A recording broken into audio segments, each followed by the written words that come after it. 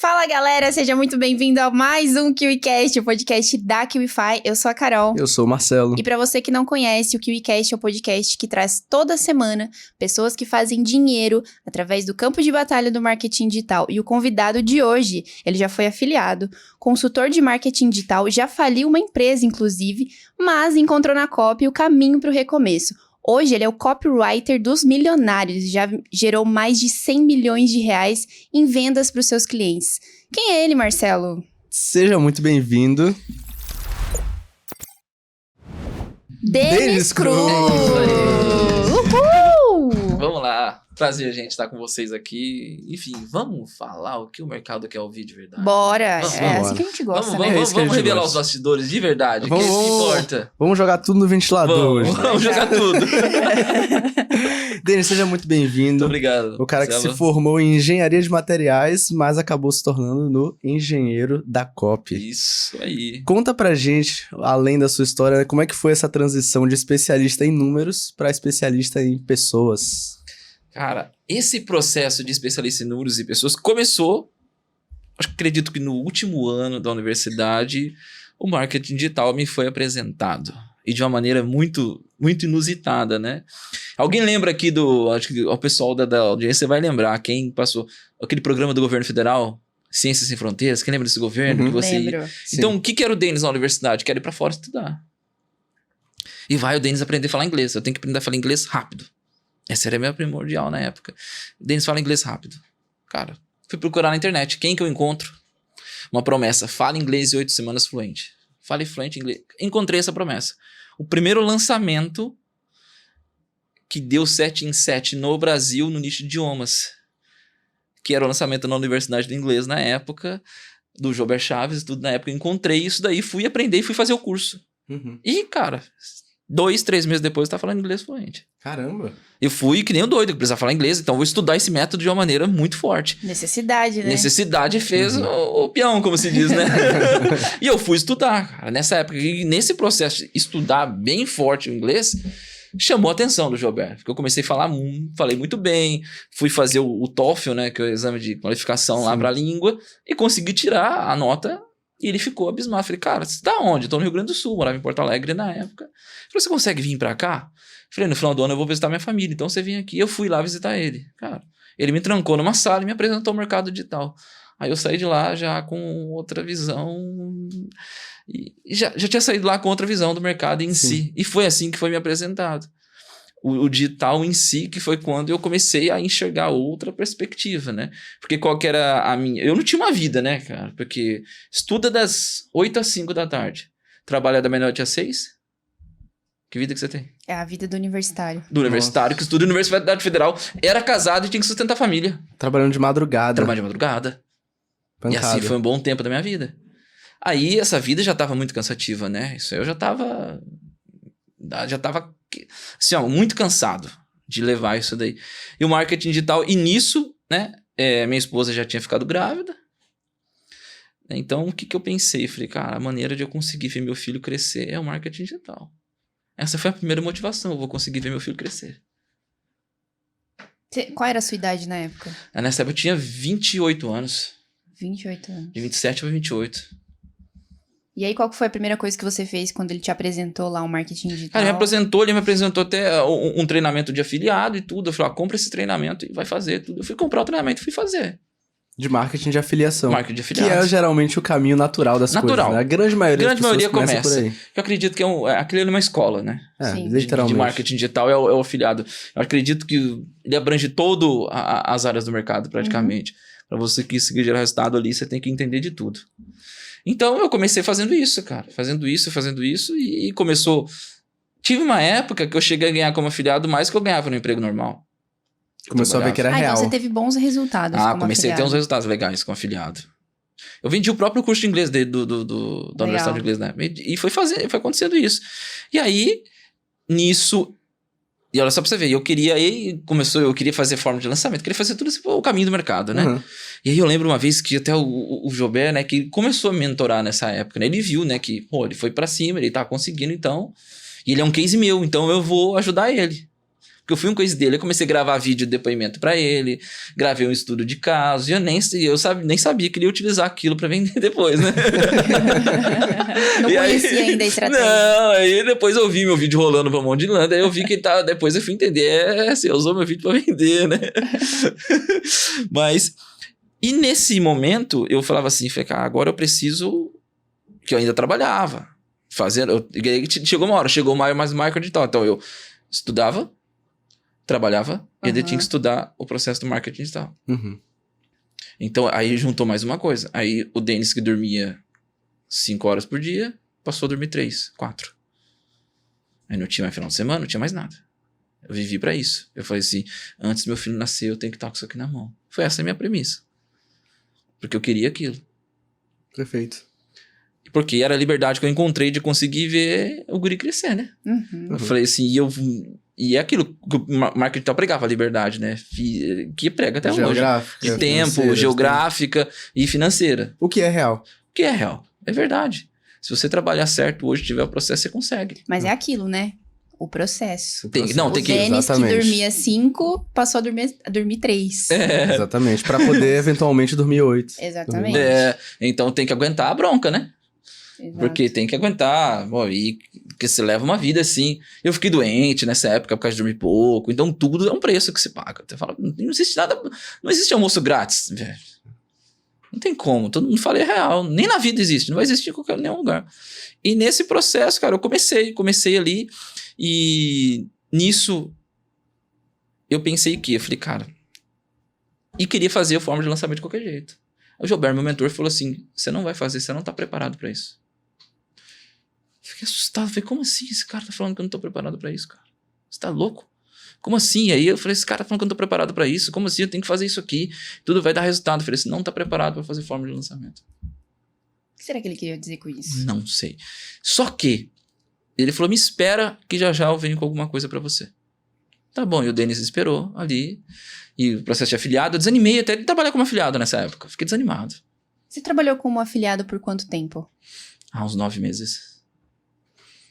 Então, e aí eu fiquei desanimadão. Falei, poxa, tá aqui com o afiliado também. Tem hora que passa, você começa a dar resultado, daqui a pouco para de dar resultado. Aí daqui a pouco é uma gangorra até você acertar um produto, é uma gangorra. Uhum. Como todo processo dentro do mercado. Uhum. É uma gangorra. Uma hora vai, que a gente chama de famoso tô rico, tô pobre, né? É o famoso tô rico, tô pobre. Então, essa inconsistência me pegou e na época eu fui desanimado com a notícia dele, né? Que eu falei, poxa, meu cara fala que me ajudou até agora e fala que agora não tem capacidade.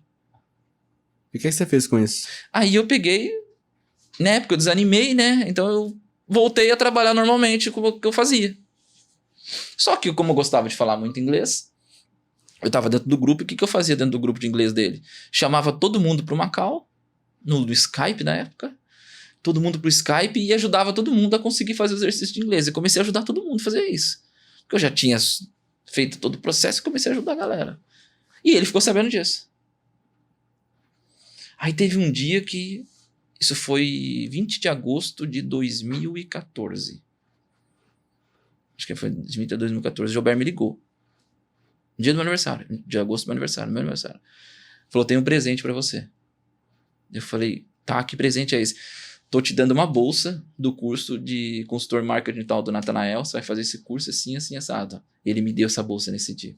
Eu falei, um dia você vai entender porque que eu tô te dando essa bolsa. Nossa, Nathanael, inclusive, que que teve aqui. foi talvez um dos podcasts que a gente mais gostou de gravar. E curiosamente, um dos últimos podcasts que a gente gravou foi também com o mentorado do Nathanael. Sim. O Marcos Vinícius. Exatamente. Agora. É mesmo, antes de você. Foi o Antes de primeiro. Que coisa. Mas e aí, como é que foi essa experiência com o Nathanael? Cara, aí com o Nathanael eu acho que eu fui o 3º, 4º aluno que entrou ali, muito novo ali no curso dele. Né? E, cara, foi muito bom com o Nathanael, porque o Nathanael tinha uma visão muito forte de marketing, em si, que ele era publicitário, né? Uhum. Então a publicidade deu ele uma visão muito, muito ampla para nós.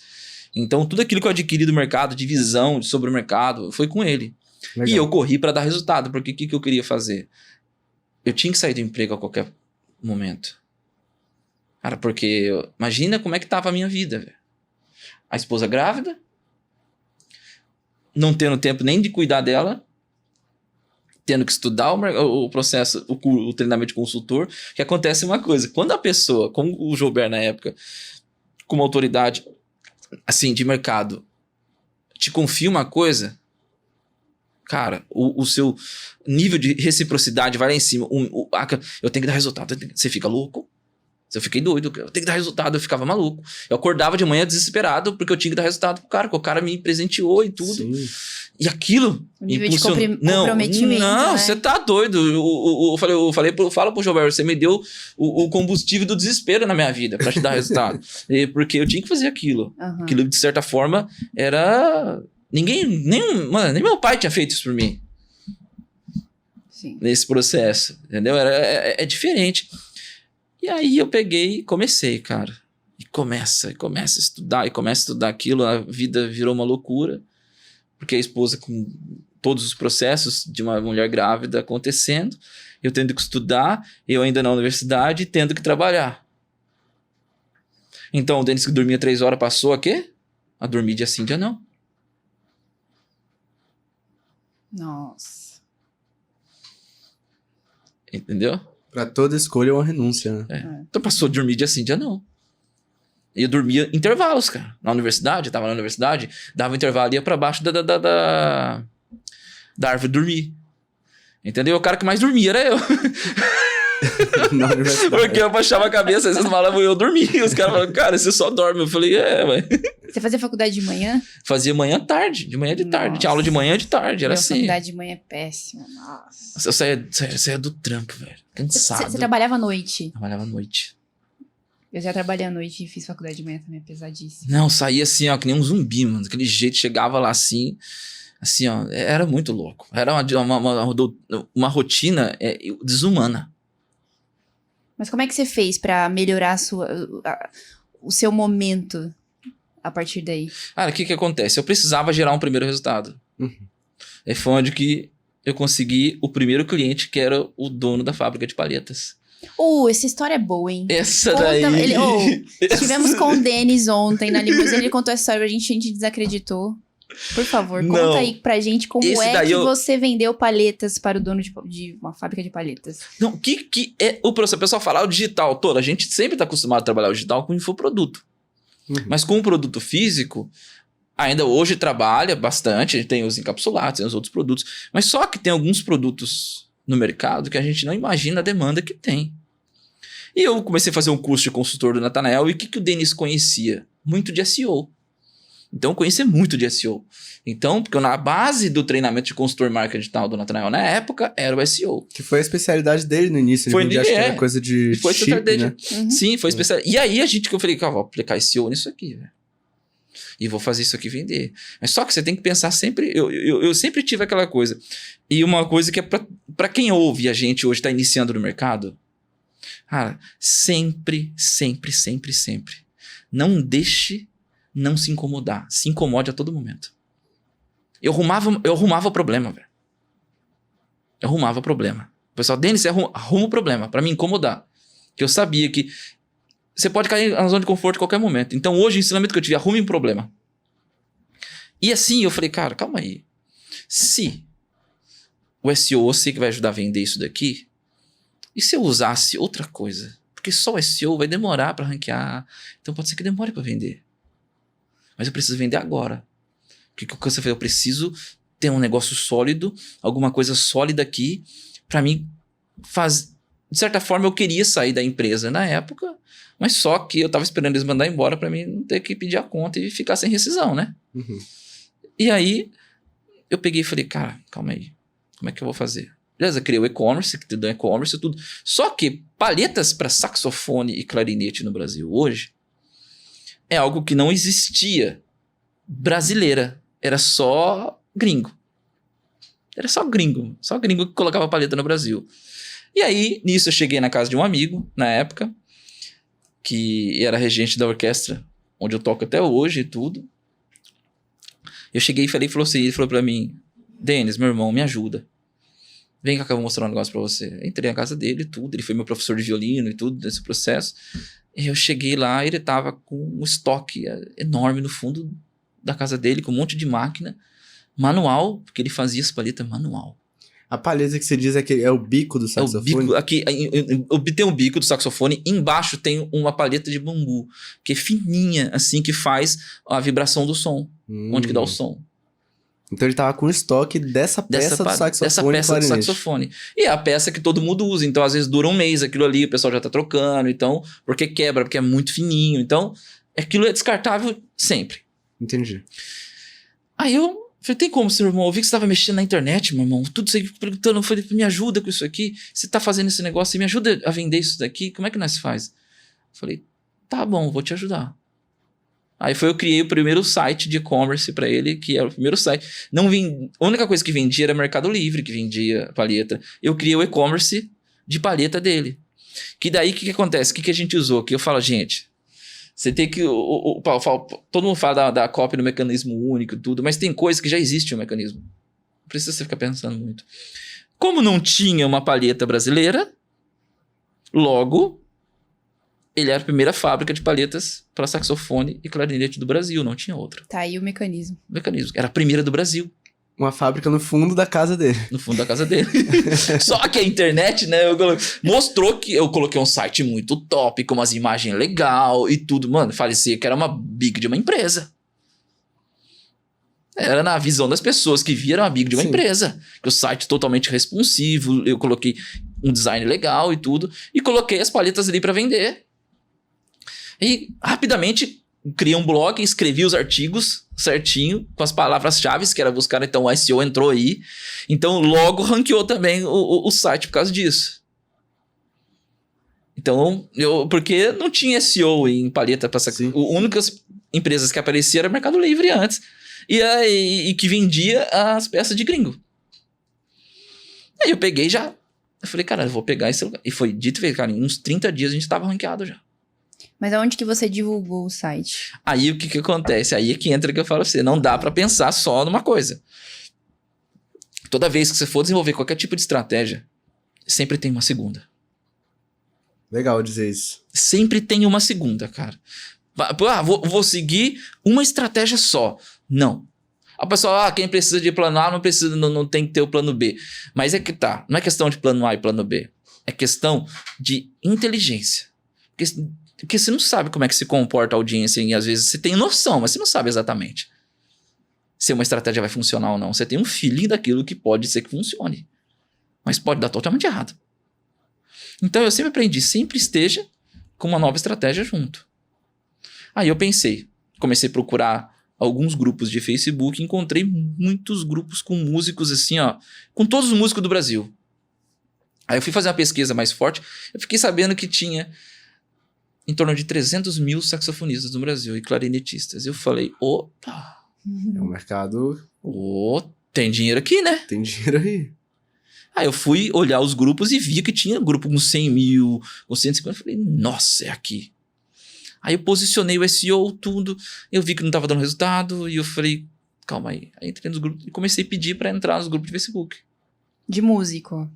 De músico. Pedi pra entrar e fui entrando, velho. Fui entrando tudo. Eu entrava, analisava tudo. Aí falava com o administrador que eu ia fazer uma oferta ali, uma publicidade de uma palheta. Mas que palheta que é essa que eu não conheço? Eu falei, não, você vai conhecer agora. Mas brasileira? Eles falavam, é brasileira. E foi nessa época.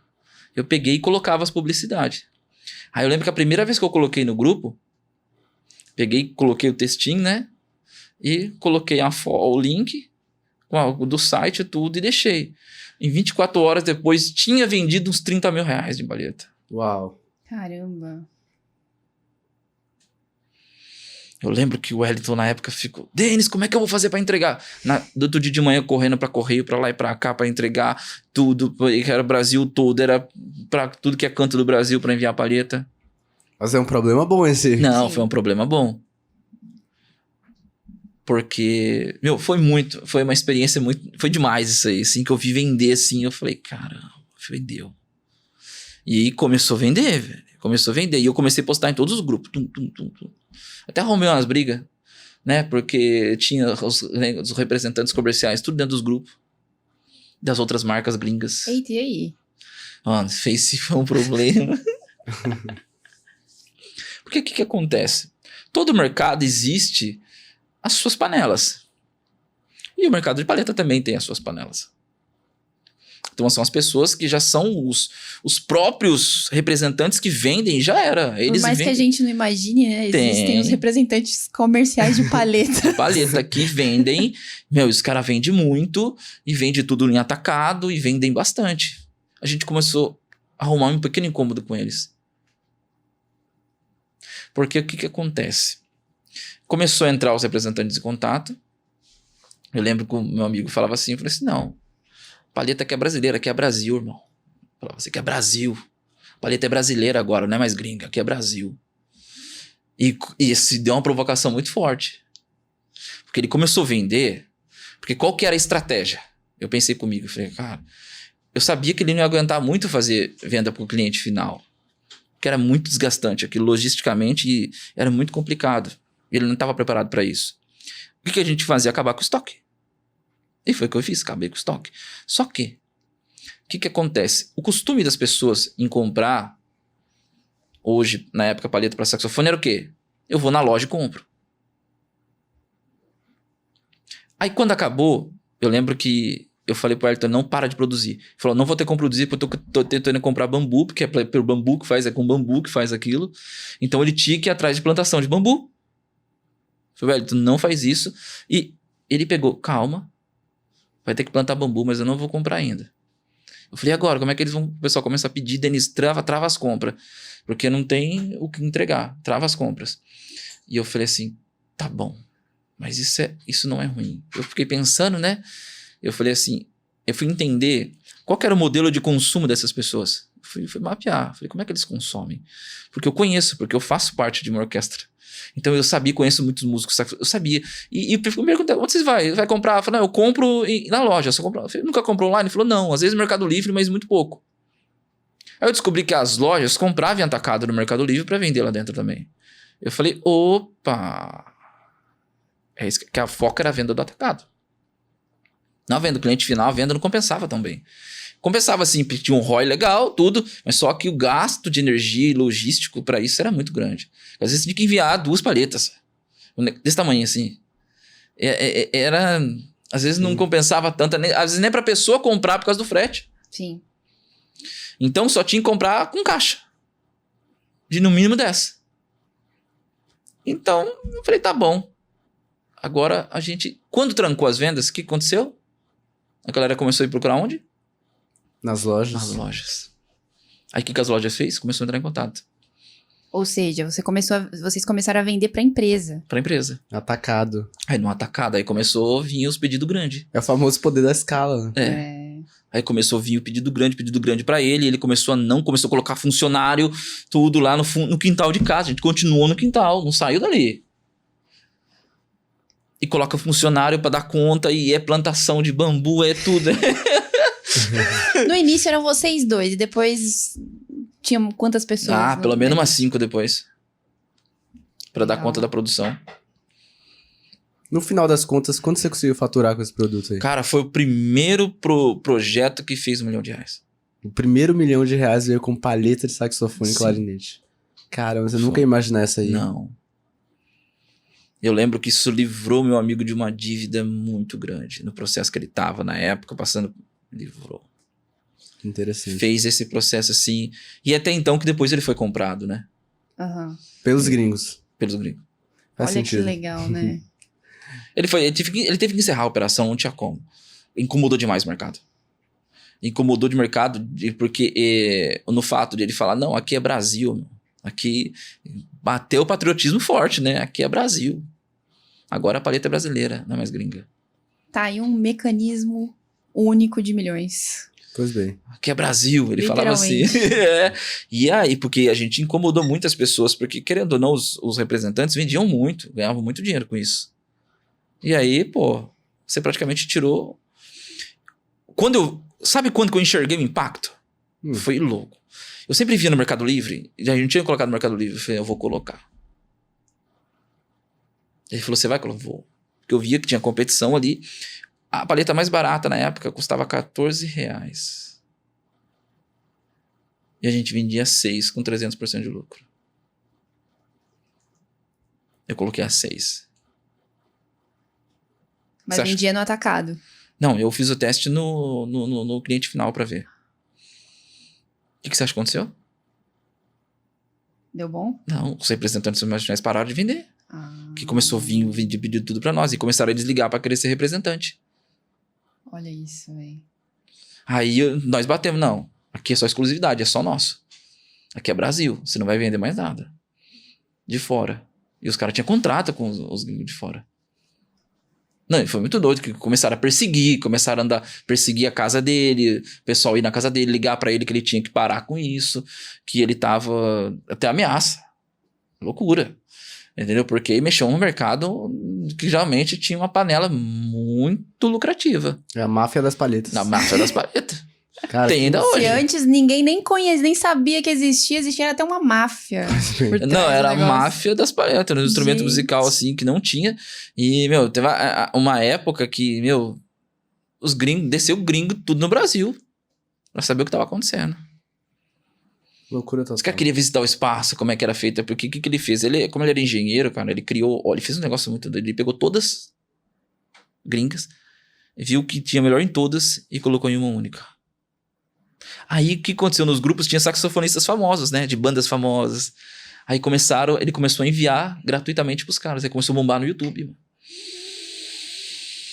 Aí teve um cara que era um saxofonista da banda Raça Negra, tocou e gravou um vídeo. Aí explodiu. Aí, ó. Parceria com influencer, nem sabia. Explodiu.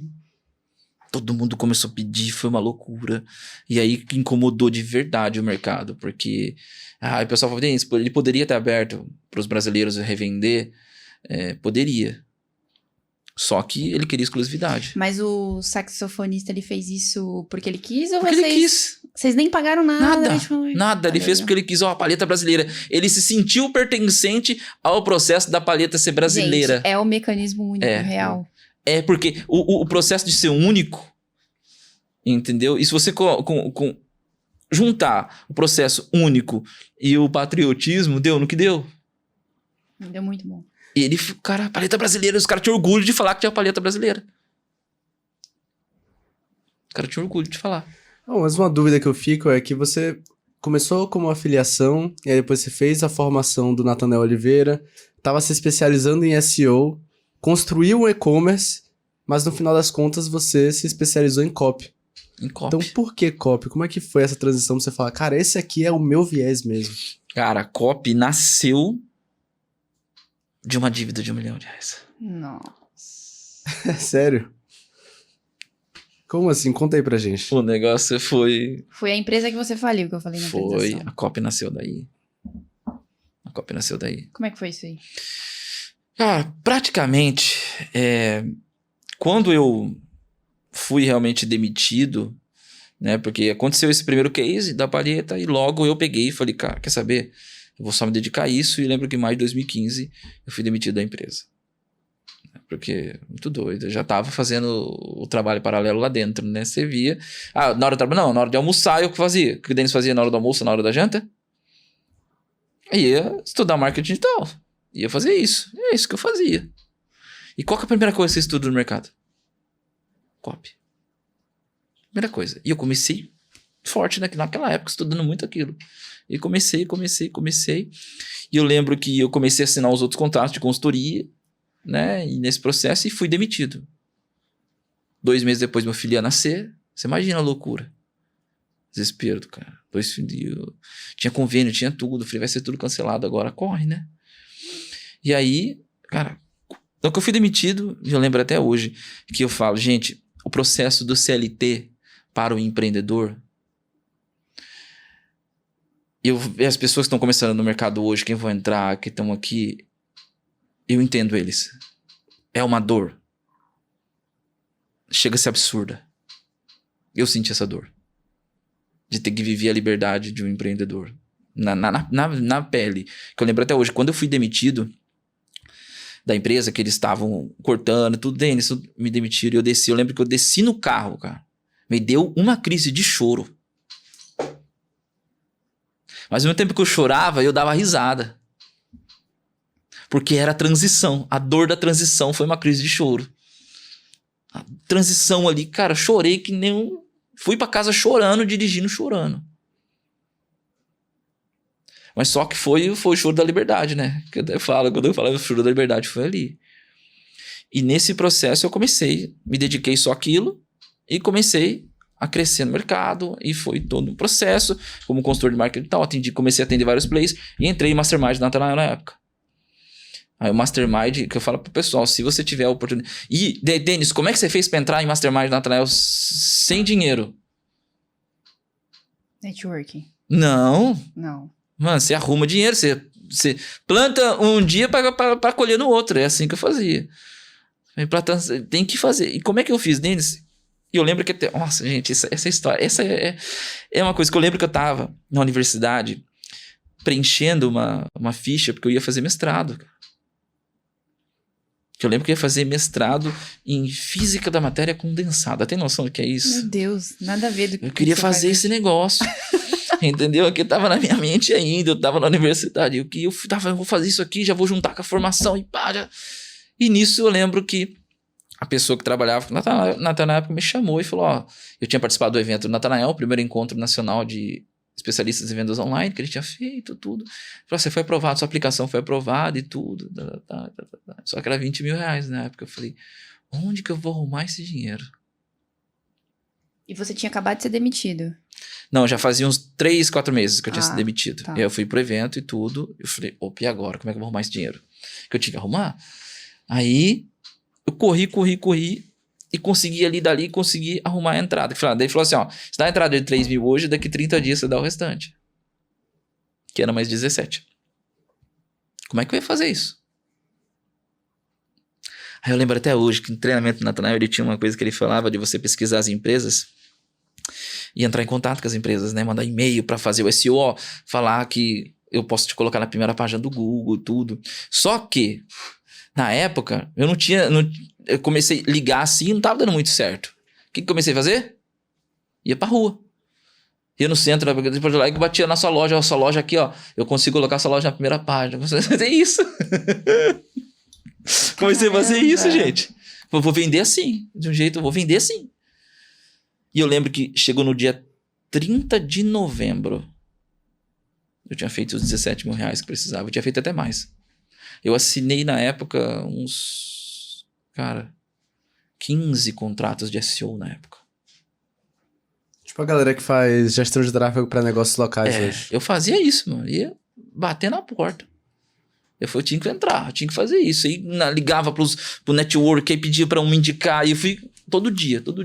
Eu lembro que quando eu consegui pagar, eu lembro que eu deitei assim. Se eu fiquei deitado, eu cheguei a dormir de braço aberto, deitado na sala da minha casa, assim. Como aquela coisa de missão cumprida, né?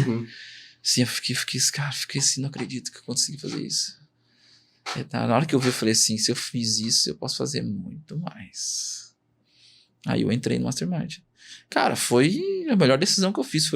Porque ali você cresceu mentalidade. Em Mastermind você cresce em unidade com as pessoas. Você começa a ter outra percepção do mercado. E eu comecei a despontar também. Que eu comecei a aplicar tudo que o Natanael falava na época. Eu vou aplicar tudo. E comecei. Só que cheguei em 2017 a ganhar o prêmio dele de melhor consultor do ano e tudo. E comecei e despontei de uma maneira, cara, muito forte. Assim, foi assim, ó, uma ascensão rápida no mercado. Uma ascensão rápida no mercado.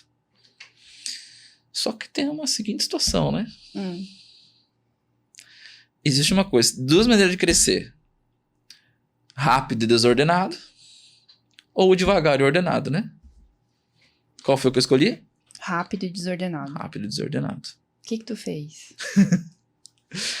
E eu comi porque... O que acontece? Eu sempre gostei de evento. Sempre gostei disso. Evento, eu gosto de gente, entendeu? Eu gosto de estar. Eu gosto da muvuca, das pessoas ali. Eu gosto daquilo.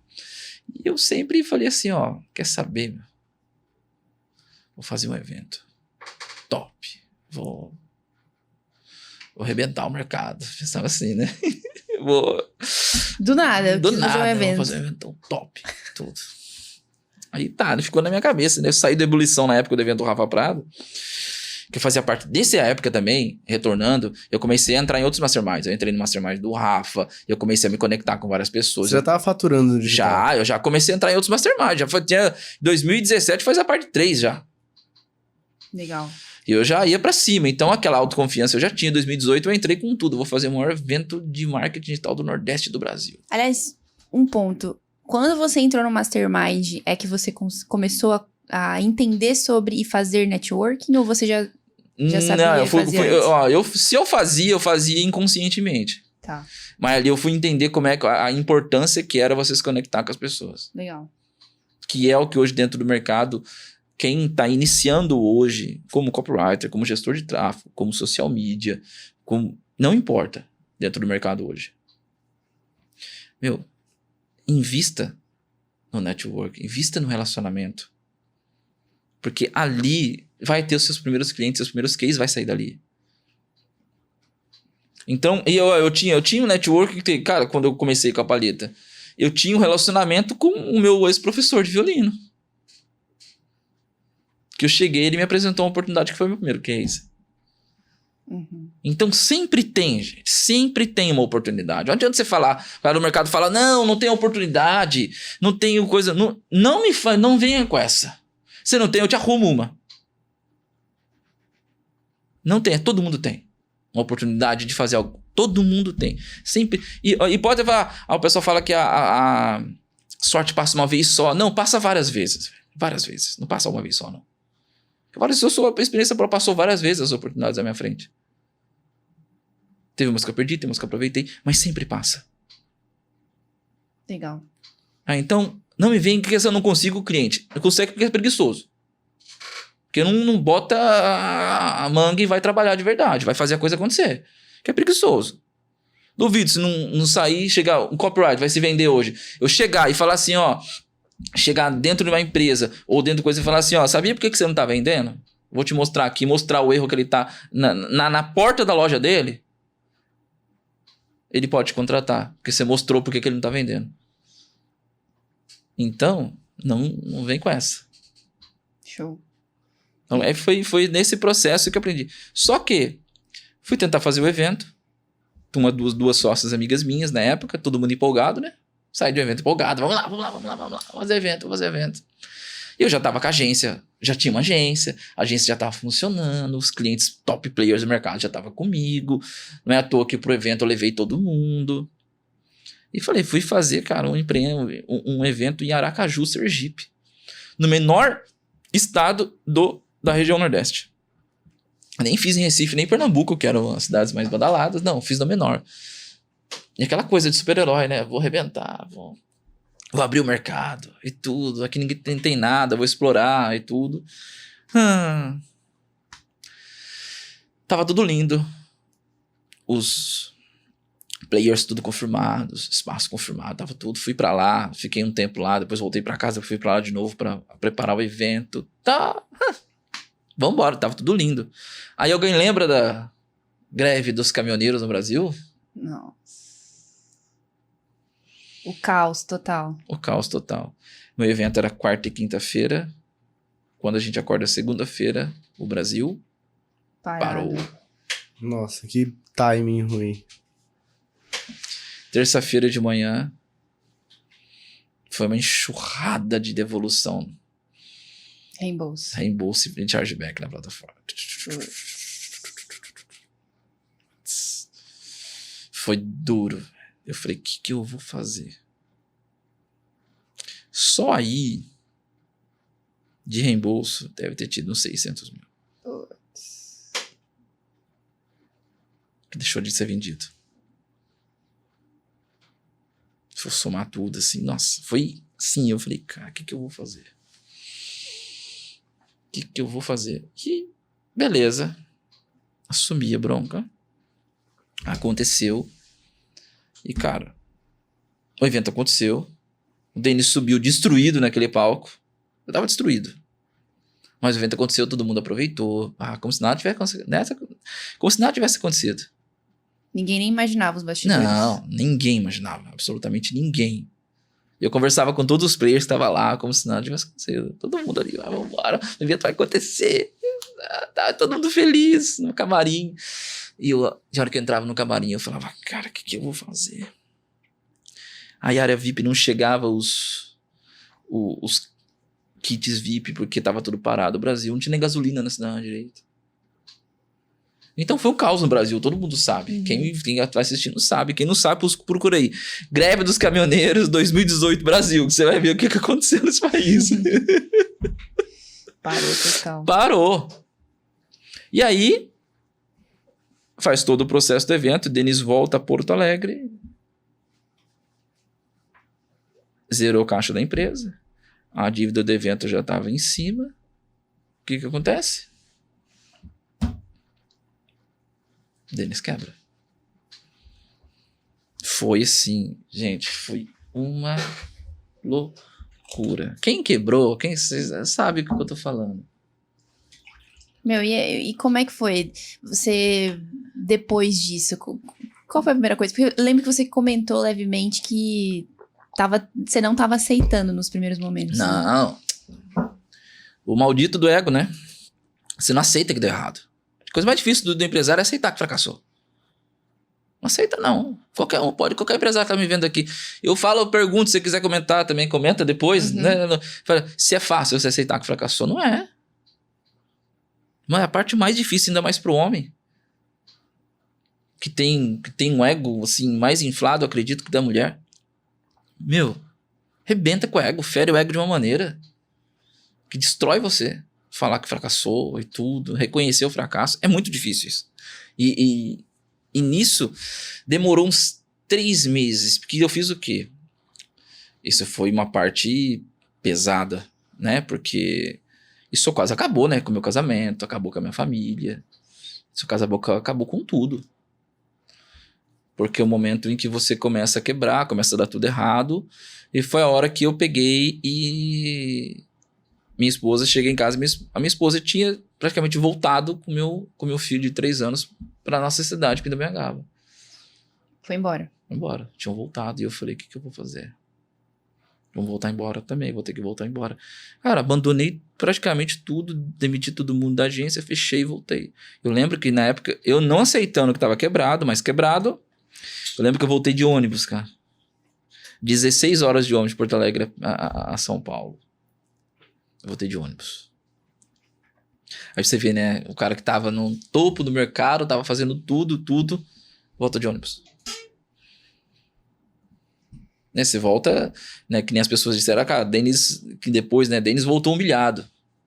Denis voltou, e assim que algumas pessoas tinham essa visão. E voltei. Voltei pra recomeçar tudo do zero. Falei, vou ter que voltar agora. Mas ainda não aceitando que o Denis estava quebrado. E aí foi que a Copa entrou na sua vida. Aí a Copa, eu vou te contar como que a Copa entrou e por que entrou agora. Porque quando eu cheguei, cara, sim, em Pindamonhangaba, o que eu fazia? Ó, gente, uma coisa que pode ser que as pessoas não concordem com o que eu vou falar algumas, mas outras vão concordar. Quem tem mente de abundância concorda com isso. Pra dar, vamos supor, aquele processo de quebra, ia demorar uns 60 dias ainda pro nome ficar sujo, pra dar o caos total. Ia demorar. O que o Denis fez? Alugou uma casa, que eu tinha um histórico ainda, né? Tudo, de faturamento, de tudo, tem um histórico muito bom. E eu vou falar de um erro, tá? Antes de um erro, quando eu comecei a criar agência e tudo, o erro que eu fiz. E isso serve para muita gente que está iniciando no mercado hoje. Tome cuidado, porque muitas vezes você quer mostrar aquele item de luxo, aquela coisa toda, sem pé no chão, às vezes pode E foi isso que aconteceu. O que eu fiz? Quando eu comecei realmente a ganhar dinheiro, eu coloquei um escritório na avenida mais cara da cidade. Mudei de condomínio, fui no condomínio de casa top em Porto Alegre. Comprei um carro blindado, aquela coisa de empresário rico. Rico nada, né? Podia a qualquer momento quebrar. Isso tinha um custo de vida alto, e isso fez com que gastasse quase o caixa da empresa inteira no custo de vida. Então, isso aconteceu. Isso também foi um dos precursores. Só que o processo de quebrar, o que eu fiz, gente?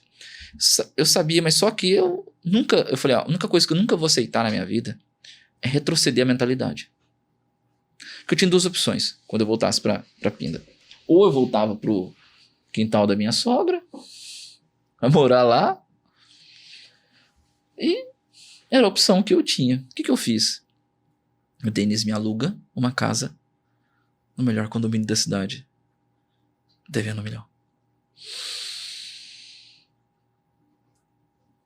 Era um doido, não? Por que você fez isso? Tô aqui curiosa. Agora, por que o Denis faz isso? Aí eu pensei. Não tinha aceitado. Você tem noção que eu não tinha aceitado que tava quebrado? Então isso foi um dos motivos. Não ter aceitado. Pra mim tava tudo bem. Vou alugar uma casa top. Eu vou chegar já bem na cidade. A cidade onde eu nasci. Não vou chegar mal. Não vou. Essa era a coisa. Minha mentalidade não vai. Aí o cara disse, Denis, você é doido, você aluga. Meu pai quase me matou na época. Meu pai falou, como é que você pode fazer um negócio desse e tudo? E você vai alugar? Eu falei, sim, porque tem uma situação que não pode acontecer. Porque, o que você acha? Você acha que eu estaria aqui hoje se eu tivesse ido pro fundo da casa da minha sogra? Provavelmente não. O que tinha um condomínio? O condomínio mais caro da cidade. Quem que morava ali? Boa ambiência. Um network muito bom. Meus clientes estavam ali. Velho. Ah, então você tava sendo estratégico. Estratégico. Meus clientes. Eu ia encontrar meus clientes ali, não ia encontrar meus clientes morando no fundo da casa da minha sogra, gente. Era ali que eu ia encontrar os caras. Era ali que eu ia encontrar os advogados da cidade, os políticos. Era ali que eu ia encontrar todo mundo. E uma coisa que eu aprendi na época com o network, com o Rafa, que eu aprendi muito sobre isso, é você tem três tipos o network que você faz. É o político, o empresarial e o social. Ali tinha os 3. Então ali a ambiência tava as pessoas mais ricas da cidade. É ali que eu tinha que estar, mano. Não tinha que estar em outro lugar. E aí começava o quê? Você ia levar o filho no parquinho e você conversava com o empresário. Que era pai de outro. Você começou. Pá. Só que nesse fato, aconteceu uma coisa inusitada que todo mundo que eu conto isso aí hoje. E foi muito doido que, cara, essa foi uma... Que pensa numa situação. A única coisa que eu nunca deixei de fugir de mim foi os meus princípios, meus valores. Tudo isso aí pra mim sempre foi primordial, sempre foi. E eu sempre descia assim, né, da minha casa e via uma BMW parada na frente de casa. Era muito doido. Via a BMW parada e sempre cheguei na BM e falei assim, ó, dono da BM. Outro dia cheguei no dono da BM e falei assim, amigão, olha só, eu não tô sem carro. Faz uma coisa, pega essa BMW, deixa na minha garagem, pode deixar. Eu falei, como assim? Deixa na minha garagem, você tá tomando sol e só BMW. Eu não ia gostar que a BMW, meu carro estivesse tomando sol. Então, coloca o seu carro ali, pode colocar, eu cedo minha garagem pra você. Quando você vier aqui, pode deixar. O cara ficou, ninguém faz isso. Só que eu sou assim, entendeu? Então, eu fui cedi, tá tudo bem. Foi interessante. Aí eu fui conversando com ele e tudo, e ele falou, obrigado, tudo, eu tô saindo agora, não vou precisar, mas se eu precisar eu falo com você e tudo aquilo. E o cara tinha um terreno na frente de casa, não sabia quem que ele era, nem imaginava.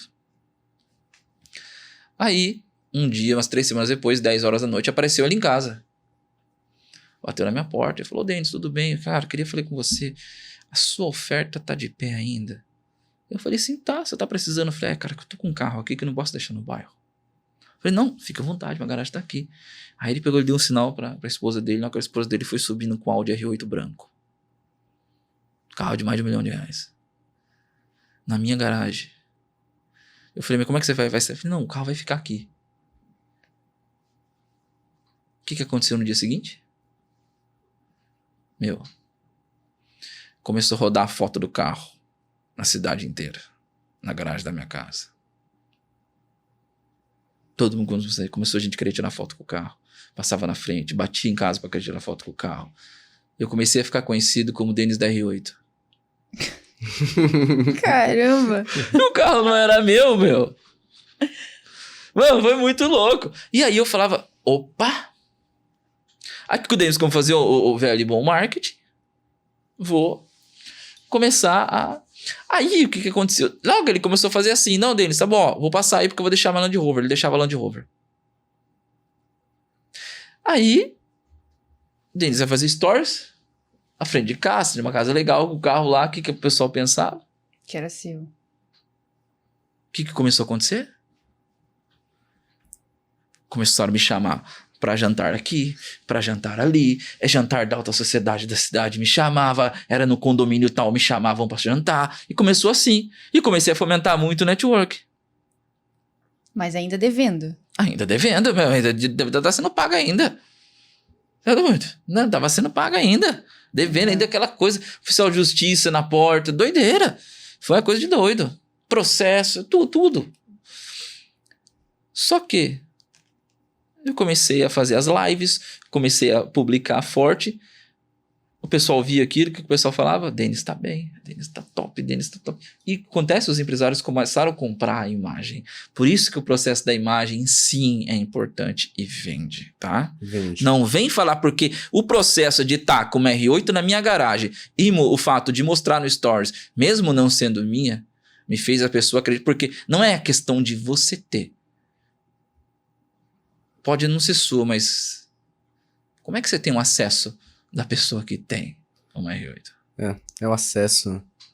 Esse é o poder do network. As pessoas compravam o acesso. E eu lembro até uma coisa, gente, essa foi uma eu precisando pagar o aluguel, numa situação e tudo, e fiz uma live. Tá, postei um negócio na internet, uma amiga entrou em contato, tudo, e vem cá conversar com meu marido, que meu marido tem uma empresa e tudo, fui lá, fiz esse serviço pra ele, que eu fazia serviço de marketing digital ainda. E aí fui lá oferecer pra ele. Cara, aí ele falou uma coisa, ele falou, Denis, o que você tá oferecendo tá caro, não tá barato. Só que quem sou eu pra discutir com um cara que tem um R8 na garagem? Olha isso. Pense aí, gente. Aí o que acontece? Eu comecei a falar para alguns amigos meus que estava acontecendo. Eu falei, gente, o carro aqui tá me ajudando a vender um monte. Mano, todo mês eu pagava aluguel por causa daquele carro. Porque ficava muito bonito ali, na imagem. Aí os amigos que eu comecei no condomínio, alguns que ficaram bem próximos, sabiam. O que eles começaram a fazer? Sabiam da minha situação. O que eles começaram a fazer? A deixar os carros deles na minha garagem. Aí tinha uma vez que eu tinha um R8. Tinha um Volvo novo. Tinha a Land Rover, tinha uma Mercedes na garagem.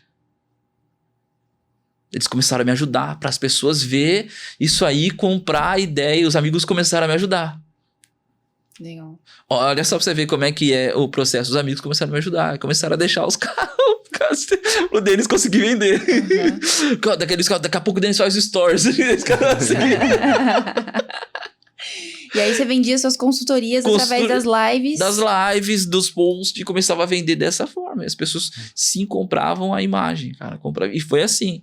Mas o fato, eu quero até falar um fato de ter sido ter tido empatia com a pessoa que tava com aquele carro ali. Aí fui saber que o cara era um ex-jogador de futebol famoso, que depois me abriu muitas portas. Quando eu mudei pra Alphaville, ele pegou e mudou no mesmo condomínio do que eu, me apresentou muita gente, e eu até falo pra ele, se não fosse a sua R8, talvez eu não estaria conversando contigo hoje. Incrível. E foi por causa disso. Mas nisso, foi 2018 pra 2019, eu ainda tava quebrado, eu fiz o Cop Camp na época da Empíricos, fui da primeira turma. Né, já entendi, eu fui escrever e fazer copy de verdade. Aí começou, meu amigo. Aí é que chegou na pergunta que você fez da transição de ser... Foi a copy, comecei a fazer só copy. Até então, eu tinha gerado ao mercado em torno de 3,5 milhões, 4 milhões de resultado. Não tinha gerado tanto resultado tão forte. Só que como eu engrenei no copy, foi uma coisa assim, que eu peguei forte, eu comecei a vender todo mês, copy aqui, copy ali, o resultado começou a aumentar.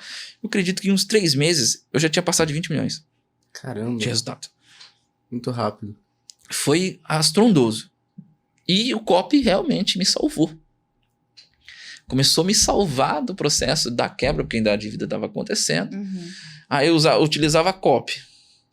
A imagem dos carros. E o Denis, vamos supor, dentro da alta sociedade da cidade, conectado com vários empresários. Era o cenário perfeito.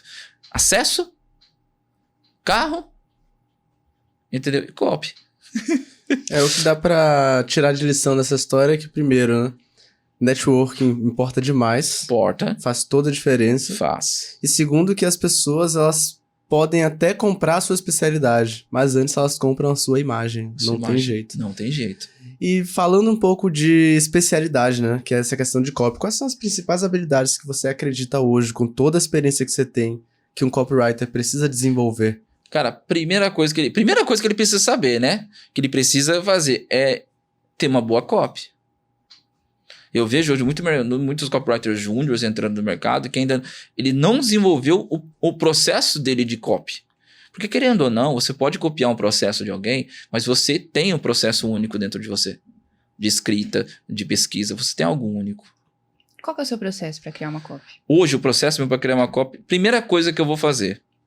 Hoje, no dia de hoje, eu vou procurar se a pessoa tem um podcast. É a primeira coisa. Por quê? Porque o podcast, meu, revela algumas, como se diz assim, vulnerabilidades que muitas vezes ele não está disposto a falar para você, mas no podcast ele falou. Vai ser difícil você tirar dele essa informação. Então, o podcast, eu tô contando muita coisa aqui que eu nunca contei. Uhum. Entendeu? Então, você vai, pega ali, eu pego CLT. Hoje eu pego um podcast. Mas antes, Denis, o que você fazia antes? Era o básico que todo mundo tem que fazer, de pesquisar sobre o expert. Mas uma coisa que eu pesquisava era sempre o que os alunos dele falavam dele. Eu pedia sempre as provas sociais. Meu primeiro processo de pesquisa é sobre as provas. O que estão falando sobre o que ele ensina? Qual o resultado que ele gera? Qual a transformação que ele está propondo ao mercado de fato? Se muitas vezes não tinha depoimento, dificilmente dava para iniciar uma boa copy. Então, o copywriter hoje, ele deve ir atrás do... O processo de pesquisa é obrigatório, tá? Você pesquisar tudo. Mas tem muitas informações já prontas. Que muitas vezes eu vejo muito copywriter perdendo tempo. Aí vai pesquisar o nicho do expert primeiro, em vez de pesquisar o expert, entendeu? Essa é a confusão que ele faz. Eu vou pegar o nicho. Não, o nicho já tá ali. E o expert? E o que ele já gerou? Até porque para você escrever sobre aquele expert, você precisa saber o diferencial dele. Precisa saber. Alguma coisa, ele tem um mecanismo único. Ele tem. Você precisa descobrir aquilo. E aí que começa. A pesquisa aprofundada sobre a pessoa é muito mais valioso do que qualquer gatilho mental que vai colocar ou qualquer coisa que vai colocar dentro do copy. Porque o copy da pessoa é a pessoa. O estilo, o jeito que ela fala, o modo que ela fala, tudo aquilo está envolvido. O jeito que ela, o que mais toca ela, o que é interessante a audiência saber, o que falam sobre o que ela gera. Então, isso é mais importante. E é isso que eu falo, a primeira coisa que eu faço. E eu faço uma coisa, né, Denis? Como é que você começa a escrever um copy? Né? Como vocês imaginariam escrever um copy? Começo da headline, né? E vai indo, né? Não, eu nunca fiz assim. Eu sempre comecei de trás para frente. Sempre comecei de trás para frente a copy. Porque não adianta você escrever sobre uma pessoa, sobre um produto ou sobre qualquer outra situação se não entender e não saber o que realmente a pessoa entrega. Então a oferta era a primeira coisa que eu escrevia. A oferta sempre foi a primeira coisa. O que você entrega? Como você entrega? Por que você entrega? E assim que eu fazia, eu escrevia primeiro isso. Quando eu tinha clareza disso, aí sim eu ia para uma headline, eu ia pensar numa ideia boa, né? Porque o pessoal fala tanto da big idea. Nada mais é a big idea que uma ideia grande. Ou uma ideia normal. O pessoal só deu o nome para ficar bonito. Essa é a realidade. Big idea e mecanismo único, inclusive, são a mesma coisa? É praticamente a mesma coisa, tá? Pode mudar alguma coisa ali e tudo, mas é a mesma coisa. Não se prenda muitas vezes a só a criação de uma ideia para criar uma copy. Legal. Interessante você ter tocado no assunto de oferta, porque muitas pessoas têm dificuldade de oferecer o produto e fechar uma venda, né? Agora, na sua opinião, assim, como que a gente faz para desenvolver o processo, o momento de fazer a oferta? O que acontece? Primeiro você tem que entender o quê? Qual que seria a transformação que realmente ele gera dentro do processo? Qual que seria? Como que ele vai criar uma oferta? Não tem como você criar uma oferta sem saber a transformação que o produto gera. Não tem como. Que aí isso está totalmente, diretamente ligado à pesquisa do expert. Não tem como você saber. Vou entregar a oferta, porque o pessoal imagina que a oferta é o quê? É falar do bônus, falar do preço, falar da garantia e acabou. Não, gente, esquece, não é isso. A oferta é uma construção que você faz com base na transformação que o expert promete. E aí eu começo, eu entendi a transformação, tá bom. Aí, porque o detalhe de você colocar bônus, garantia e todo aquele processo, aquilo é uma coisa que já está pronta. Você tem que é um detalhamento do que você vai entregar. do produto. Ele faz parte da oferta? Faz. Mas só que aquilo já está pronto. E o que vem antes? É a construção para chegar ali. É isso que é o processo que as pessoas muitas vezes confundem. Falar, como que eu vou chegar a transição? Porque eu falo até, porque a oferta ela tem uma transição que você faz para a oferta. Essa transição é que tem que estar pronta muitas vezes antes de você subir para uma promessa em si. A não ser que você já tenha muito repertório, então você já tenha pronto uma oferta, já tem muita coisa pronta, então você já começa de cima e vai. Mas sem antes disso, não. Por isso que eu vejo muitos lançamentos que eu vi dar errado, algumas coisas que eu vi dar errado. Quase que 99% o problema foi na oferta. Não soube desenhar a oferta da maneira correta. Porque a oferta é o pitch de vendas praticamente. E aí, o pitch você coloca um pouco de emoção, você coloca... Então aquilo tem que estar fundamentado. Né? Então aquilo tem que estar bem desenhado. Aquilo tem que ter um processo emocional envolvido na oferta. A oferta não é só racional. Eu nunca acreditei nisso. E eu até falo para as pessoas, me prove ao contrário. Então, quando você cria o processo da oferta, coloca ela em blocos, tudo certinho, você faz tudo bonitinho, você cria uma oferta. Porque a primeira coisa, um exemplo, tá? Que você ficou de um amigo meu, né? Que eu falei para ele assim, né? Ele falou, Denis, me ajuda a fazer uma oferta para o meu mastermind. E eu falei assim, tá bom, vamos fazer. E, gente, uma oferta sempre é bem-vinda e melhor aproveitada com o contexto, tá? Aí eu falo pra vocês do contexto. E aí ele vem de um grupo de mastermind que as pessoas pagavam 50 mil reais pra estar ali e tudo, e ele queria vender para um grupo anterior que tinha uma oferta de 20 mil. Então eu falei, me ajuda, como é que eu criaria uma oferta pro meu grupo? Aí eu pensei, o que motiva uma pessoa a fazer uma transição de um grupo? Duas coisas, pertencimento, resultado, tá? São as primeiras duas coisas, pertencimento e resultado. Qual o resultado que aquele grupo teve? E o índice de pertencimento daquele grupo que está gerando isso. E o que esse grupo... E detalhe, o que esse grupo pretende gerar naquele ano? Qual que é os próximos passos daquele grupo? O plano daquele grupo? São três coisas. Eu até falei para um amigo meu, eu falei assim... faz uma oferta assim, então. Porque você tem que criar o contexto. Quanto que eu fico pensando, né? Que daí eu falo pra você, como é que você pensa na oferta? Muitas vezes quem tá iniciando tem uma certa dificuldade. Olha as ofertas de outras pessoas, ouve os vídeos de vendas, ouve pra você conseguir pegar... você tem sensatez. Começa a sentir. E aí depois você começa a criar suas próprias. Não é porque na hora me veio aqui. Eu pensei, falei, Paulo, faz um negócio comigo. Falei pra ele, quanto que as pessoas que estão nesse grupo maior geraram de resultado? Juntos, todos esses empresários aqui. 1 bilhão de reais. Eu falei, opa. Você vai fazer uma coisa então. Você vai colocar nesse telão aí, você vai colocar o número de 1 bilhão nesse telão. Eu falei, como assim? Coloca o número de 1 bilhão nesse telão. Aí você vai sentar na cadeira e vai pegar esse grupo todo e vai fazer todo mundo. E você vai fazer o quê? Você vai colocar uma carta em cada mesa para cada pessoa dessa. Um envelope. Todo você vai colocar dentro desse envelope. E você vai colocar 1 bilhão ali. E vai deixar 1 bilhão. O pessoal vão perguntar e você vai responder o porquê do 1 bilhão. Você se pergunta, pede para ele responder. Eu falei para ele. Ele falou, tá, mas como isso? Eu não tô entendendo. As pessoas vão questionar você. Por que, Paulo? Esse valor de 1 bilhão é o valor que o nosso grupo gerou no último ano. No grupo que vocês querem entrar. Nós temos 40 pessoas no grupo. Em média, ali geraram em torno de, 30 milhões de reais cada pessoa. Aí você vai colocar, cada pessoa gerou em média 30 milhões de reais aqui. Porque fazem parte desse grupo. Quanto que você está faturando hoje? Aí você começa a criar o contexto da oferta. Eu criei o contexto do 1 bilhão. Você começa a aproximar a pessoa que é possível. Então você dentro da oferta, você vai criando, você começa a aproximar a pessoa que é possível ela ter aquele resultado. E aí, na hora que ele começou a falar, eu falei, você vai fazer assim. Você vai falar 30 milhões. Aí tava assim. O quanto você precisa, na carta escrita, né? Quanto você precisa fazer no próximo ano para se sentir realizado? Essa era a pergunta.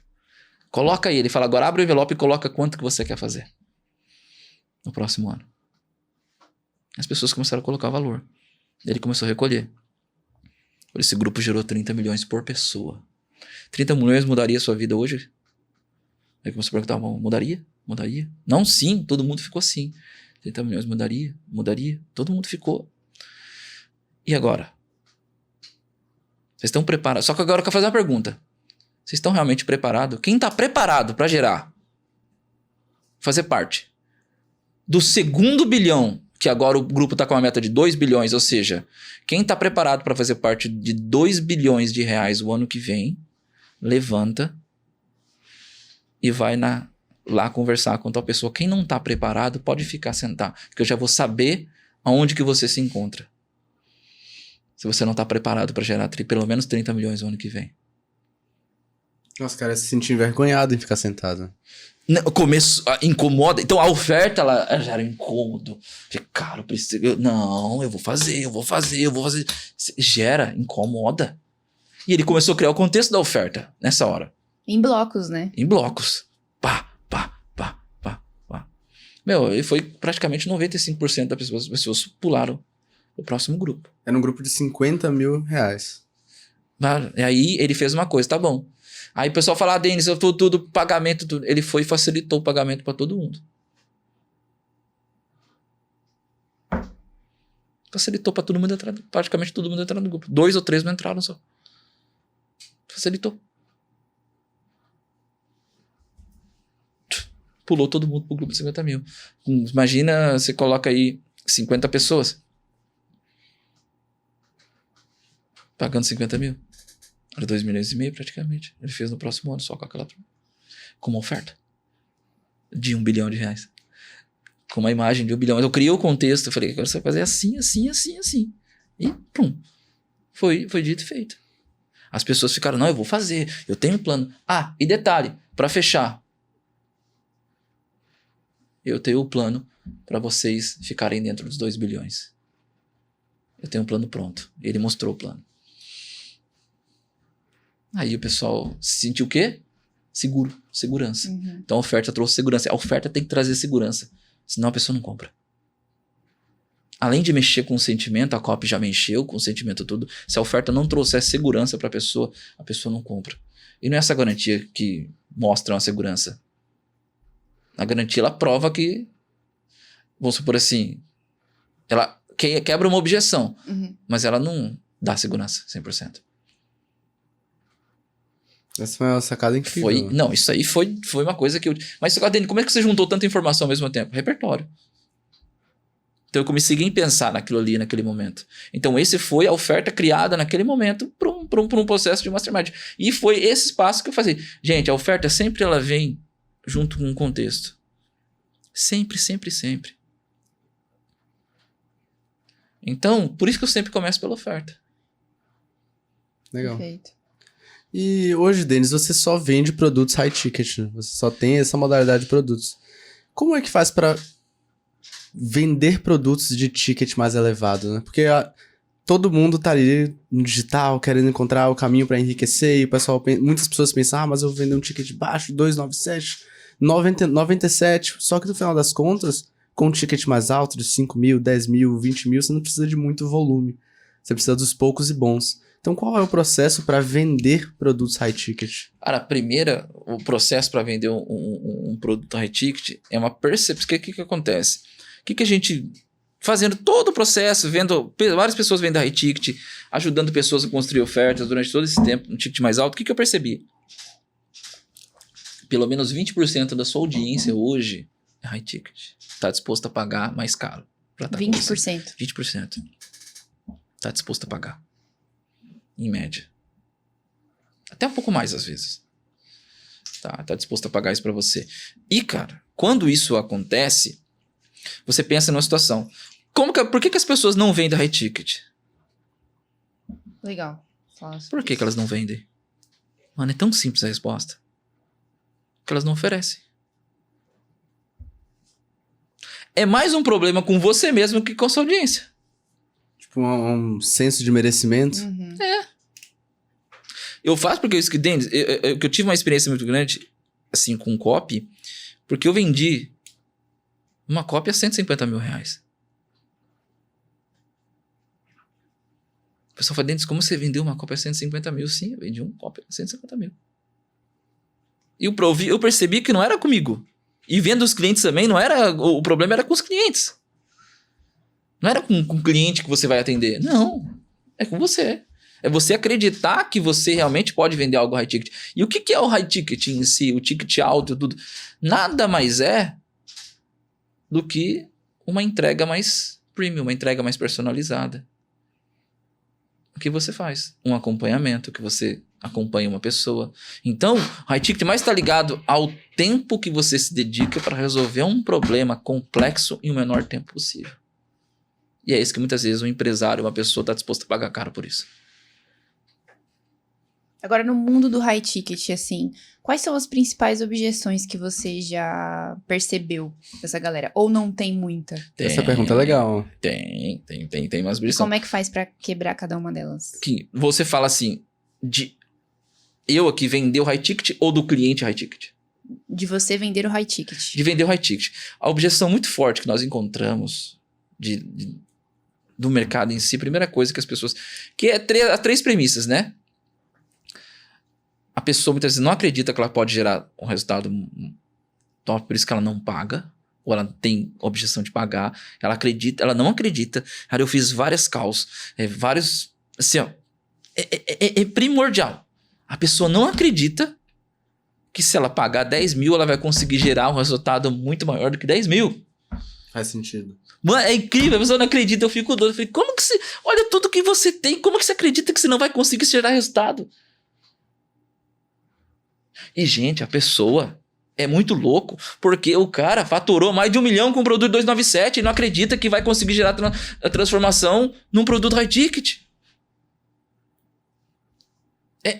Eu fico olhando, eu falei, como que isso pode acontecer? Então, é mais um processo dela não acreditar mesmo que ela consegue entregar algo assim. E pra gente vender, ela sempre tem a objeção, eu não vou conseguir. Eu não vou conseguir gerar a transformação. Como é que eu vou investir sendo que eu não vou conseguir vender isso? Ela não acredita que a audiência dela vai pagar pra ela. É a primeira coisa. Eu sempre não acredito que o cliente dele vai pagar caro. Por que o pessoal vem atrás de mim? Vem atrás de mim pra ensinar o high ticket. Como vender o high ticket, como fazer o high ticket acontecer. Então, quando eu começo a mostrar esses pontos, ela passa a não acreditar nela. Outra coisa, muitas vezes ela não acredita que o cliente dela possa ter um resultado com ela. Ela julga o cliente. Caramba, é complexo, né? Ela julga o cliente, cara. Como é que a pessoa pode julgar o cliente? Ela julga o cliente. Ela desacredita no próprio cliente. Porque ela colocou um limite nela. Num produto de 297. É muito doido. Assim, então, só que o pensamento da pessoa que muitas vezes paga caro tem variações, tá? Já aconteceu comigo. O cara que me pagou 150 mil pra uma copy, ele nem me segue no Instagram. Tem Instagram totalmente fechado. Só me acompanhava.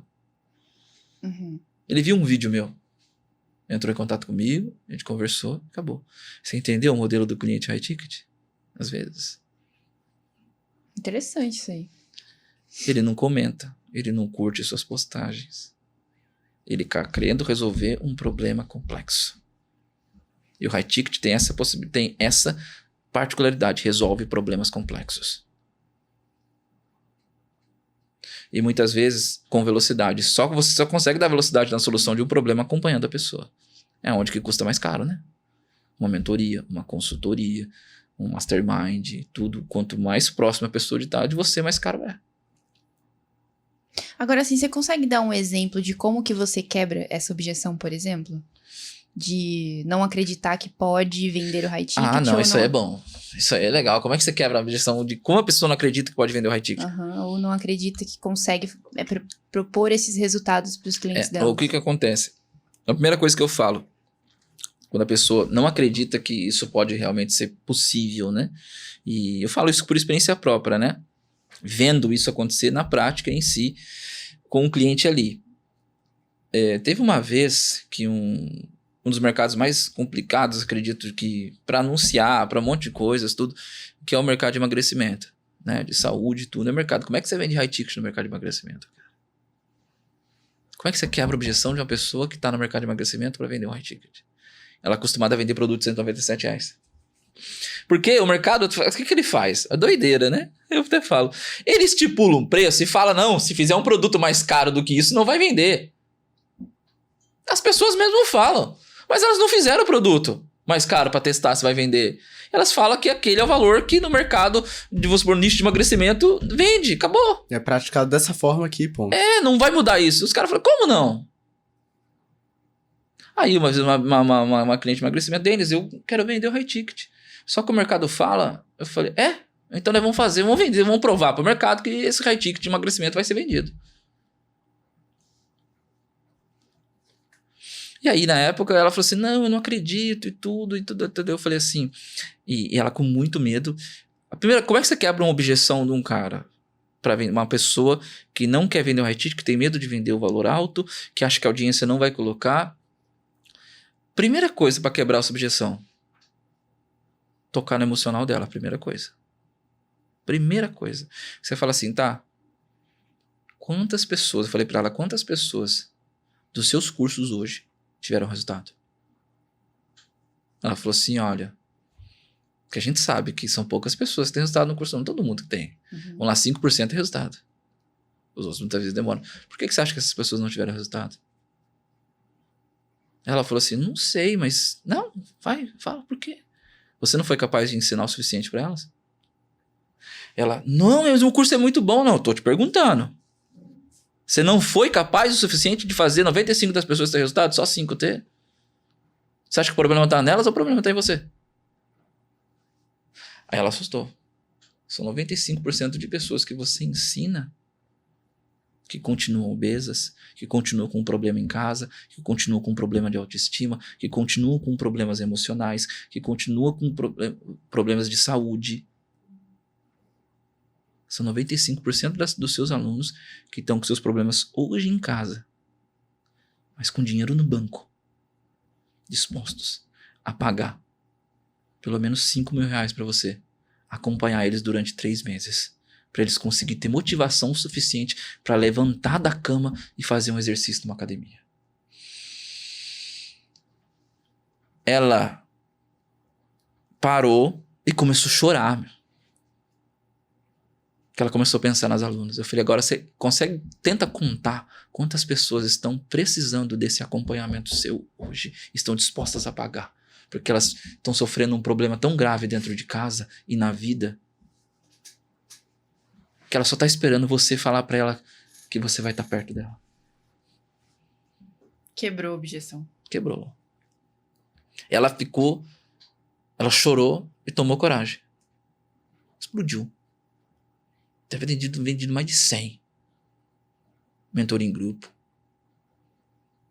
Explodiu. Todo mundo queria ela num grupo de WhatsApp. Escutar ela falar. Ouvir um áudio dela.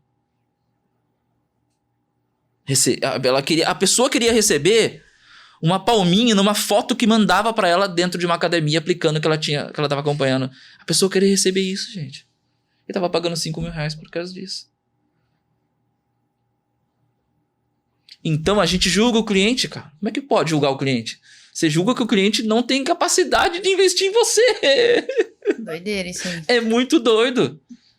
Então essa foi a objeção. Quando você pega porque eu até falo que o ponto fraco do especialista é o case de sucesso. Nem o especialista resiste ao case de sucesso. O case de sucesso sempre vai ser a prioridade para ele. Então eu até falo para pessoas, quer se aproximar de um especialista? Seja o case de sucesso dele. Ele vai te ouvir a qualquer hora. Ele vai abrir as portas para você. E foi assim que eu sempre trabalhei na minha vida. Falei, eu entrei num Product Expert, lembro que eu entrei com o Nathanael, vou ser o melhor. Vou ser o case de sucesso. Aí todo mundo falava pra mim, na trama chamava, falava Mastermind, Denis cresceu. Bom, entrava num, você o case de sucesso. Entrava no, você o case de sucesso.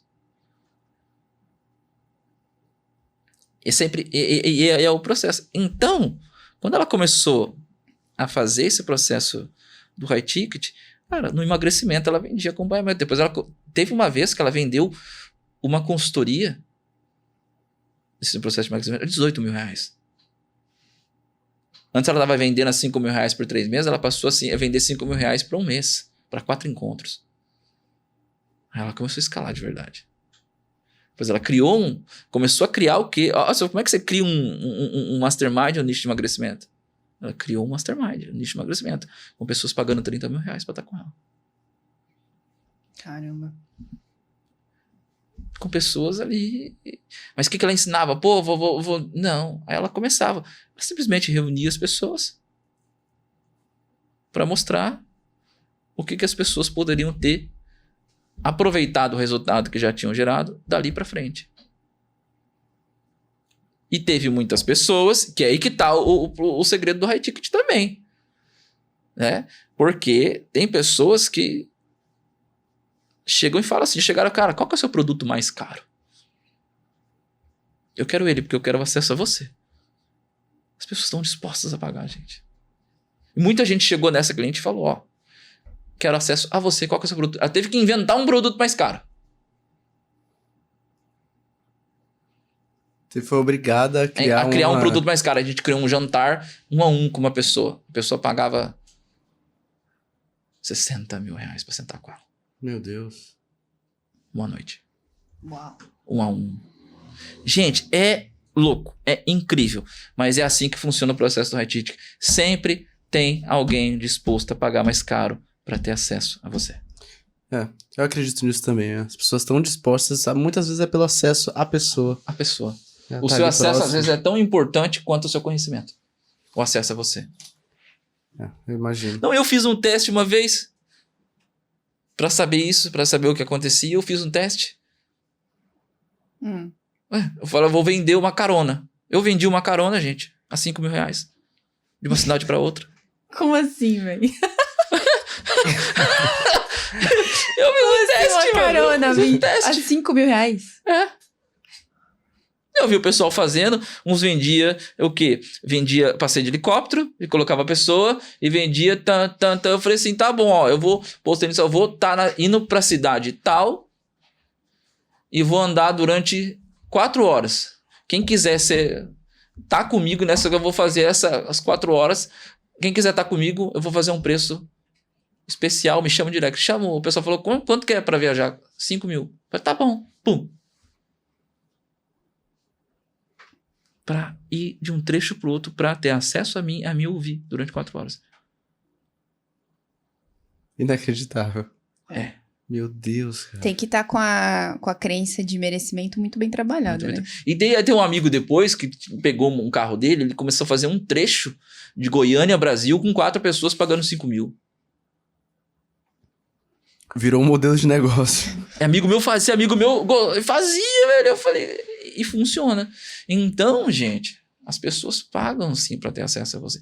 Às vezes, eu já fiquei com medo de, muitas vezes, receio de oferecer. Já perdi a oportunidade por ter receio de oferecer. Mesmo passando por tudo, eu ficava, será? Mesmo tendo todo o resultado que você tinha gerado. Será que isso é possível? Gente, eu não imaginava que eu poderia vender uma cópia a 150 mil.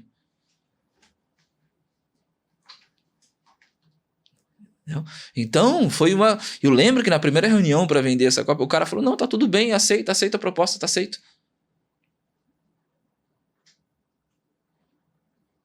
E assim ficou, assim, eu falei, cara... E eu lembro que quando caiu o pagamento na conta, eu falei, eita. É real. Deu certo. Dá para vender cópia a 150 mil. Eu imagino que os maiores pagadores, assim, os que pagam mais caro, sejam empresas, né? Mais do que pessoas. Posso estar enganado. Não, você tá enganado. As pessoas pagam mais do que empresas. Às vezes sim. Porque é uma coisa, cara, porque a pessoa nunca vai investir um valor alto, tão alto, se ela não acredita nela mesma. Ela primeiro tem que acreditar muito nela, que ela é capaz de gerar tal resultado, para ela investir um valor alto. Porque ninguém tem dinheiro sobrando, né, meu irmão?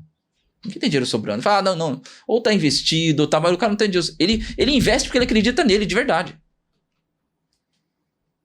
Por isso que ele investe. Investe alto. Curioso, eu achei que justamente por esse motivo as empresas investissem mais do que...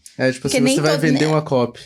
Eu imaginava que uma empresa, é muito mais fácil uma empresa te pagar milhões, 150 mil do mil. que uma pessoa. Não. Curioso. Hoje você trabalha com muito B2B, né? De fazer negócio para empresa, não necessariamente para consumidor final. Existe muita diferença entre criar uma copy para uma organização do que para um expert, por exemplo? Existe e não existe. Vou contextualizar. Boa. O B2B, gente, é mais fácil.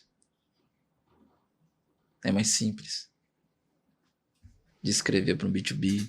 Porque muitas vezes você não precisa ter o apelo da venda direta no B2B.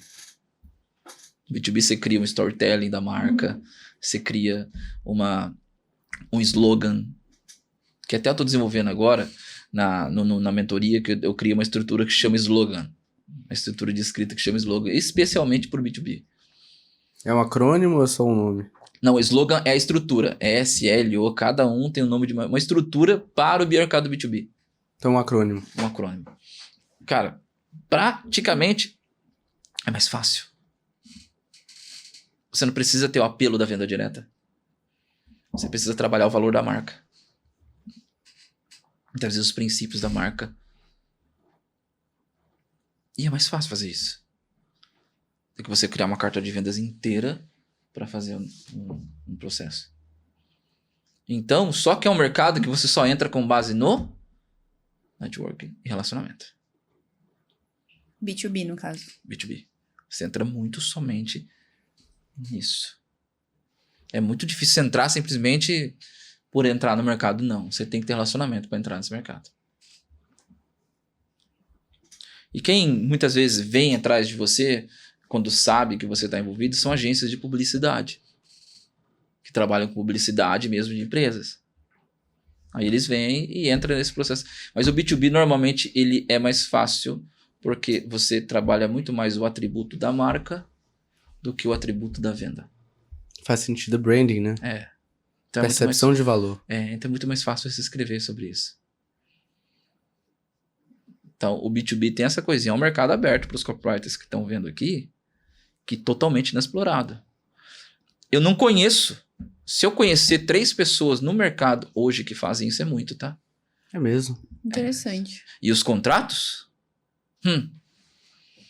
Eles pagam muito bem. Caramba, que legal. Agora sim, você tem um instituto, né? Que ajuda jovens. Sim, tem um instituto. Fala um pouco sobre ele. O achei instituto, legal. O Denis comentou com a gente nos bastidores na limusine. Achei super legal a sua iniciativa. É que eu criei o Instituto Brasileiro de Copywriting, né? Porque a missão mesmo do instituto é... Porque eu pensei em 2 situações. O mercado precisa, né? Do processo, o mercado precisa demais. E aí o que acontece? Todo mundo reclama, todos os experts reclamam pra mim, que falam, cara, a gente não tem copywriter. Tá difícil, no mercado não encontra e tá, todo mundo reclama.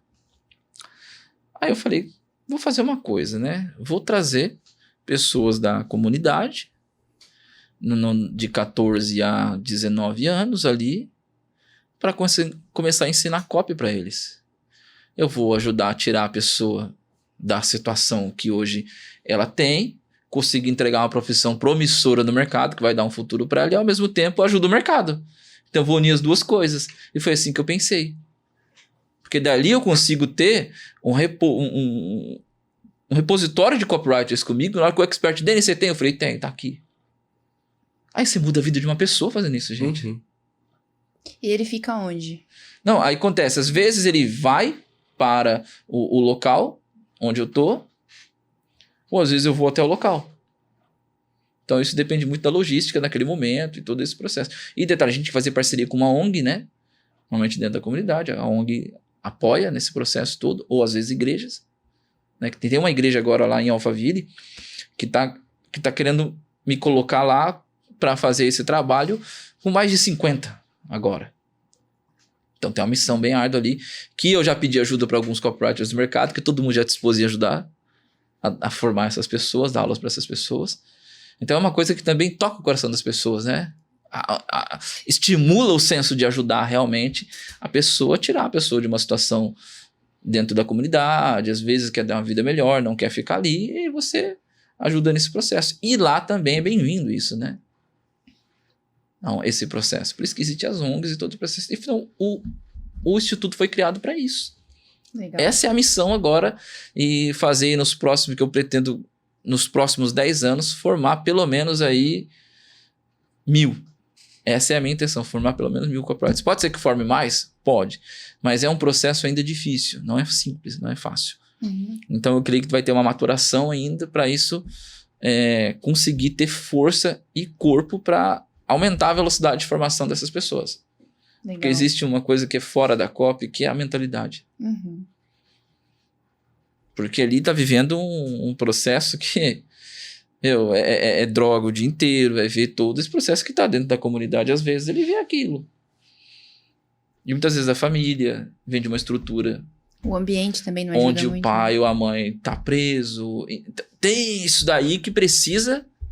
Então isso é a parte também mais difícil, você compreender isso aí, ajudar mesmo, independente de qualquer situação, você tá ali para ajudar, né? Então essa é a minha missão também, a parte social mesmo, que eu peguei forte assim para tomar conta no mercado, que é difícil, mas os copywriters, os players que estão aí, quiserem ajudar e colaborar, falem comigo que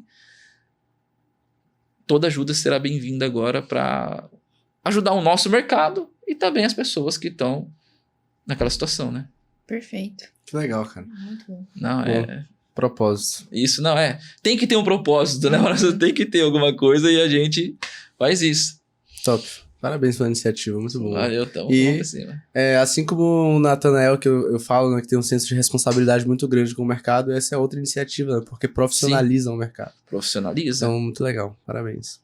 E, Isso aí. Denis, temos aqui uma caixinha de perguntas pra você. Já a que galera chegou aí, mandou. Já então, chegou o aqui. pessoal já. Top pra responder? Pô, manda aí que eu respondo tudo. Então, simbora. Começando com o @Nelson_Ribeiro. Um checklist para desenvolver bem um mecanismo único forte para um produto. Você não desenvolve mecanismo único para o produto em si. O mecanismo único de um produto em si. Não tem uma fórmula para isso, tá? Não tem uma fórmula para desenvolver um mecanismo único. Você encontra ele. Você encontra ele na pesquisa. Eu vou dar um exemplo de um amigo. Esse é um exemplo de mecanismo único que a pessoa vai entender. Ele trabalha com score, né, das pessoas e tudo, e existe um modelo, ele criou uma metodologia que algumas mudanças que você faz, você consegue aumentar o seu score e todo esse processo. E ele criou um mecanismo único, que ele tinha, vamos supor assim, o CPF da pessoa, ele explicava que o CPF da pessoa, quando você não atualiza os seus dados perante a Receita Federal, perante os órgãos brasileiros e tudo, o seu score cai. Porque você não tem dados atualizados, nem de renda, nem de tempo de trabalho, nem de nada. E ele criou uma metodologia que mostrava a pessoa como atualizar esses dados, onde, por quê, e a pessoa tem um aumento de score porque atualiza esses dados, ou seja, mostra o seu espelho financeiro ao mercado. E ele criou que isso, quando a pessoa não fazia isso, a pessoa ficava travada. Ele criou a trava de 5 anos. A trava de 5 anos é um mecanismo único que faz com que a pessoa trava de 5 anos. Existe a trava de 5 anos? Não sabemos se existe a trava de 5 anos. Ele criou a trava de 5 anos. Então, o mecanismo único é uma coisa que ele nasce. Ele nasce. E ele só vai nascer dentro de um projeto, de um produto em si, quando você consegue juntar todas as etapas, muitas vezes, de uma pesquisa bem feita, de todas as informações do expert, e tá ali, você tá começando como copy, se o expert tem um curso, um produto, assiste o curso, assiste o produto. Você encontrar algo único dele, porque é uma coisa que nasce no repertório de informações que você junta sobre o expert ou o produto. Tá? Não é Perfeito. uma coisa que tem uma fórmula para mim. Não tem fórmula para isso. É uma coisa que nasce, é uma coisa que se cria ali, você tendo o repertório. Várias coisas que não tem como você ter uma fórmula. Como é que eu faço isso? Não, eu te ensino o caminho para você pensar como extrair esse mecanismo único. Mas você não vai ter uma fórmula pronta para descobrir o mecanismo único. Legal. Entendi. Não existe. Em copy não existe fórmula pronta, tá, gente? Legal dizer isso. Não existe, tá? Show. Pergunta da Caroline.costa, minha xará.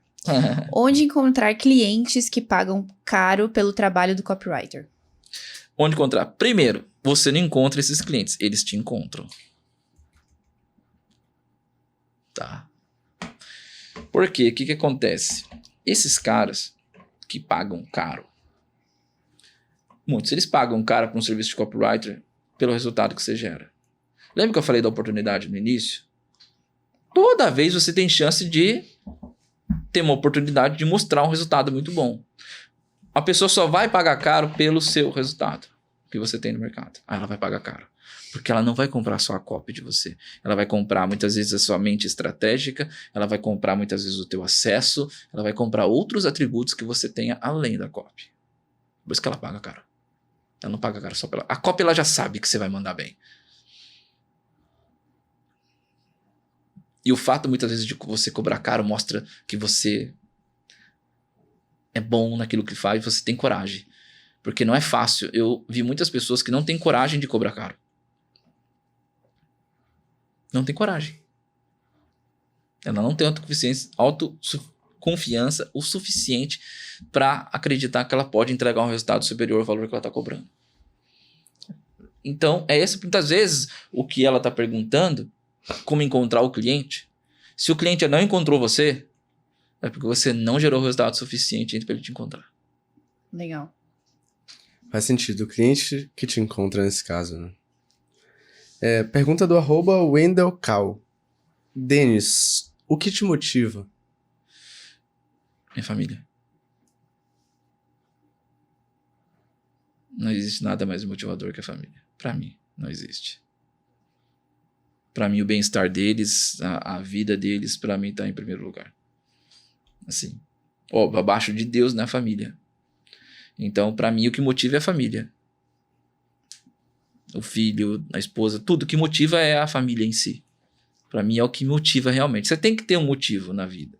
Fala pra você, tem que ter. Não tem, às vezes o motivo é, sei lá, agradar o pai, que seja, entendeu? Eu tinha, meu motivo antes de me casar na época era agradar meu pai e minha mãe. Eu queria dar certo pra agradar eles, então meu motivo era eles. Mas depois que eu casei, meu motivo mudou. Justo. Então... Pergunta aqui do @rico_13. Como acompanhar a evolução do copywriting sem ficar para trás?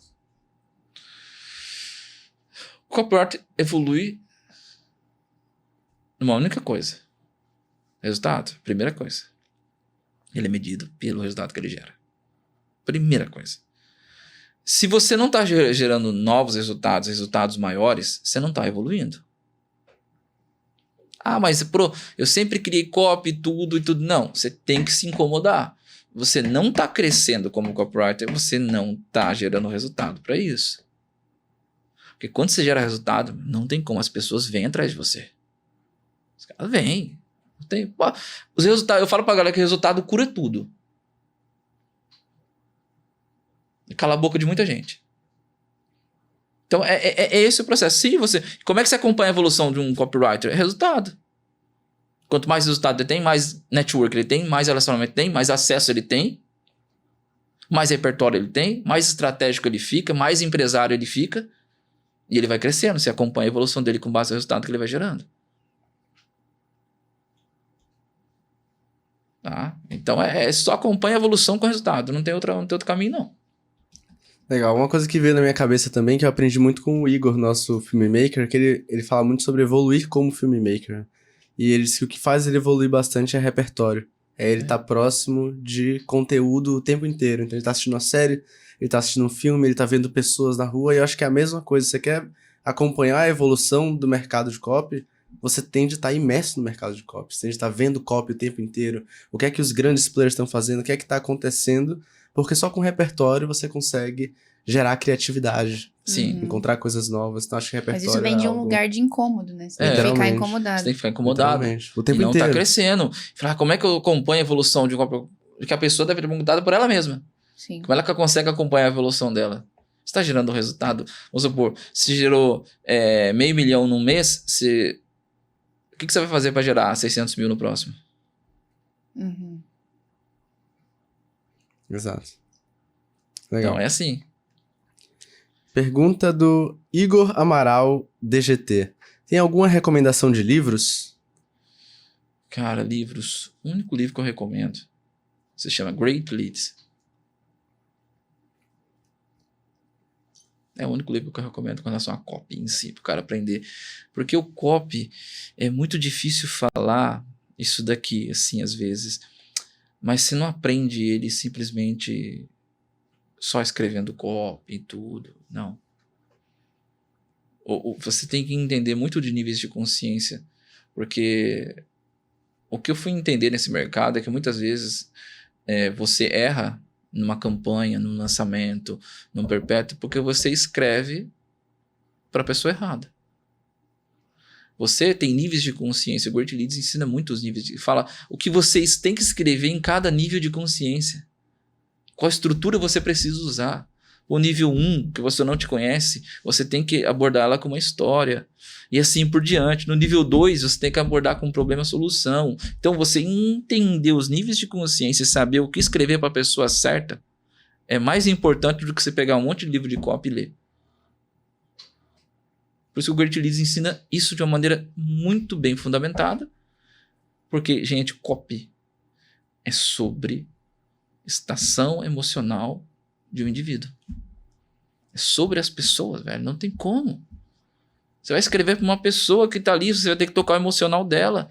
Então, se você não entender que momento emocional, muitas vezes, você vai escrever aquela copy para quê, para onde e por quê, não adianta você ler um monte de livro para pegar um monte de teoria e não dar em nada.